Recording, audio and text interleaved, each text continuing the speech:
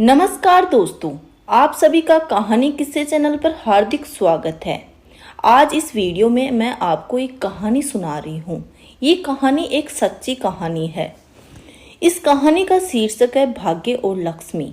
तो आप इस कहानी को पूरे मन के साथ पूरा जरूर सुनिएगा। दोस्तों, एक बार भाग्य और लक्ष्मी दोनों के बीच में बहुत बड़ी बहस हो जाती है और दोनों आपस में एक दूसरे को बड़ा बताने लगते हैं। तो आइए इस कहानी के जरिए जानते हैं कि दोनों में से बड़ा कौन है, भाग्य या फिर लक्ष्मी। तो आइए कहानी सुनते हैं। एक शहर में एक गरीब बुढ़ा ब्राह्मण अपनी पत्नी व सोमदत्त नाम के एक पुत्र के साथ रहता था। सोमदत्त प्रतिदिन राजा की लड़की की कथा सुनाने जाया करता था। वहां से दक्षिणा में सोमदत्त को जो भी मिलता उससे वह अपने परिवार का पालन करता था। दोस्तों, एक बार भाग्य और लक्ष्मी एक दूसरे में अपने आप को बड़ा बताने लगी। आपस में कोई निर्णय न होने पर दोनों ब्रह्मा जी के पास गए। ब्रह्मा जी ने खुद को बुरा न बनते देख कहा कि मेरे पास इसका कोई उत्तर नहीं है, चलो मैं तुम्हारे साथ विष्णु जी के पास चलता हूँ। तीनों ने विष्णु जी के पास पहुंचकर भाग्य और लक्ष्मी जी से बड़ा कौन है ये प्रश्न किया। विष्णु जी ने भी ब्रह्मा जी की तरह ही उत्तर नहीं दिया और खुद को बुरा नहीं बनाया और दोनों तीनों को साथ लेकर शिव जी के पास पहुंच गए। शिव जी ने भी उनको कोई उत्तर नहीं दिया और कहा कि चलो हम पृथ्वी पर चलते हैं और इस प्रश्न का उत्तर मालूम करते हैं। पांचों देवी देवता साधु का वेश धारण करके पृथ्वी पर पहुंचे और उस ब्राह्मण के घर पे पहुंचे और ब्राह्मण से कहा कि हम रात्रि में आपके घर पर विश्राम करेंगे। इस पर उस ब्राह्मण पुत्र सोमदत्त ने कहा, क्योंकि वह अतिथि देवो भव ऐसा विचार रखने वाला था कि महाराज मेरे घर में दक्षिणा में मिले हुए दाल भात आदि से ही हम तीनों हमारा भोजन करते हैं, अतः मैं आपके लिए एक समय के भोजन का प्रबंध कर सकता हूँ। साधु ने उसे एक बर्तन देकर कहा कि वह दाल भात अगर इस बर्तन में बनाता है तो हम सबका दोनों समय का भोजन इस बर्तन में बन जाएगा। इस प्रकार उस बर्तन में बने भोजन से दोनों समय के भोजन की पूर्ति हो गई। अगले दिन सुबह सोमदत्त जाने लगा तो एक साधु ने पूछा कि तुम कहाँ जा रहे हो। उसने कहा कि मैं राजा की लड़की को कथा सुनाने जा रहा हूँ। साधु ने कहा, तुम कथा सुनाने के बाद राजा की लड़की से पूछना कि तुम किस अभिलाषा की पूर्ति हेतु कथा सुनती हो। सोमदत्त ने कथा सुनाने के बाद राजा की बेटी से पूछा कि तुम किस अभिलाषा की पूर्ति के हेतु रोज कथा सुनती हो। राजा की लड़की ने कहा कि मैं इस अभिलाषा से कथा सुनती हूँ कि मुझे ऐसा वर मिले जिसकी चर्चा सभी की जबान पर हो, उसके माथे पर चांद और सूरज की रोशनी हो तथा वह भाग्य का ऐसा धनी हो कि उसके कदमों में लक्ष्मी थिरकती हुई हो तथा ऐसी बारात हो जैसी अब तक किसी ने नहीं देखी होगी। वापस आकर उसने साधुओं को लड़की के द्वारा उत्तर जो मिला था वो साधुओं को बताया। अगले दिन प्रातः जब वह कथा सुनाने के लिए जाने लगा तो साधु ने कहा कि बच्चा, आज फिर वही प्रश्न करना जो तुमने कल किया था। तुम्हें कल वाली बातें बताए तो तुम तुरंत यह कह देना कि जैसा तुझे पति चाहिए वैसा केवल मैं ही हूँ, ये कहकर तुम भाग आना।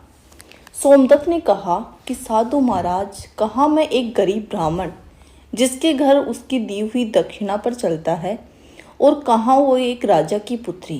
राजा मुझे मेरे परिवार को मृत्युदंड देकर मौत के घाट उतार देगा अगर मैंने उससे ऐसा कहा तो। साधु ने कहा, ठीक है, हम तुम्हारे परिवार सहित अभी अपने श्राप से भस्म किए देते हैं। सोमदत्त पहले से ही उनके चमत्कार से डरा हुआ था।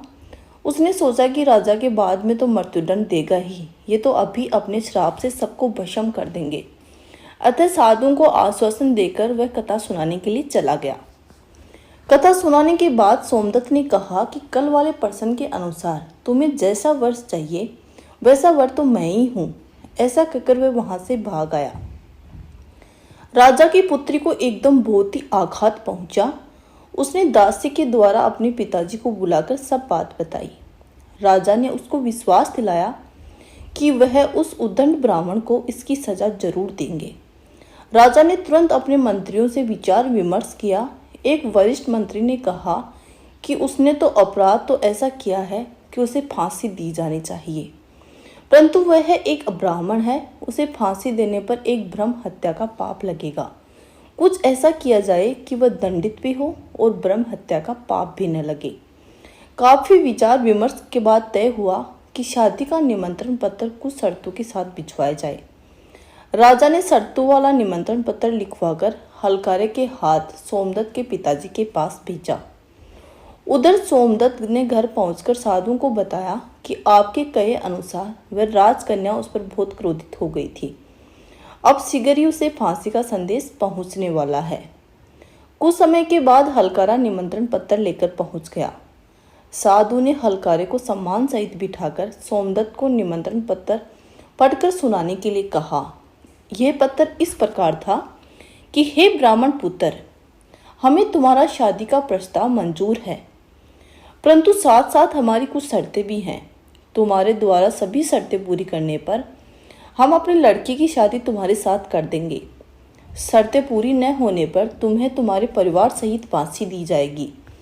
जो शर्त थी वो इस प्रकार थी, बारातियों के ठहरने वाले सभी बारातगर तथा बनाए गए सभी तंबू भरे हुए होने चाहिए। कोई भी तंबू खाली नहीं रहना चाहिए। बारातियों के आतिथ्य सत्कार में बनाई गई सभी खाद्य सामग्री प्रयोग होनी चाहिए। ऐसी अद्भुत बारात आनी चाहिए जिसकी चर्चा हर व्यक्ति की जबान पर हो।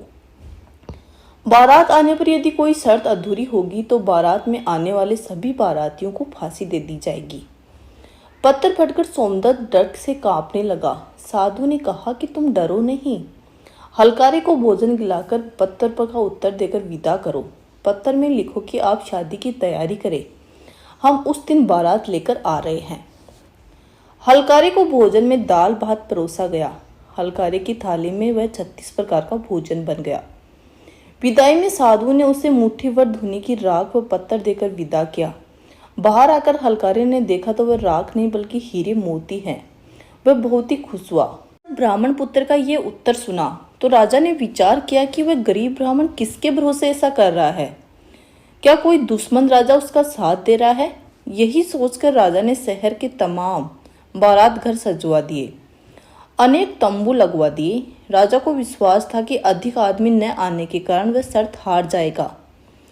सोमदत्त अपनी बारात में चलने के लिए जिसे भी कहता वह ये कहकर मना कर देता कि तुम्हारा तो अंतिम समय आ गया है, हम बारात में तुम्हारे साथ मरने के लिए क्यों जाए।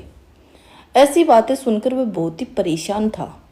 शादी वाले दिन सोमदत्त को परेशान देखकर साधु ने कहा कि बच्चा, तुम्हारी आज शादी है और तुम परेशान हो रहे हो, तैयार होकर हमारे साथ चलो। तुम किसी भी बात की चिंता मत करो, हम तुम्हारे साथ हैं। सोमदत्त ने कहा और सोचा कि जो भाग्य में लिखा है वही होगा, और वह साधुओं के साथ चल पड़ा। भगवान शिवजी ने इस बारात में चलने के लिए सभी देवताओं को मनुष्य रूप में आमंत्रित किया हुआ था तथा भूत प्रेत व अपने सभी गणों को भी शादी में बुला लिया, जिसके कारण सभी बारात घर में लगवाए गए तंबू भर गए। इसके बाद भी कुछ बाराती बिना तंबू के रह गए। राजा के पास सूचनाएं भिजवाई गई कि बारातियों के ठहरने का प्रबंध करवाया जाए।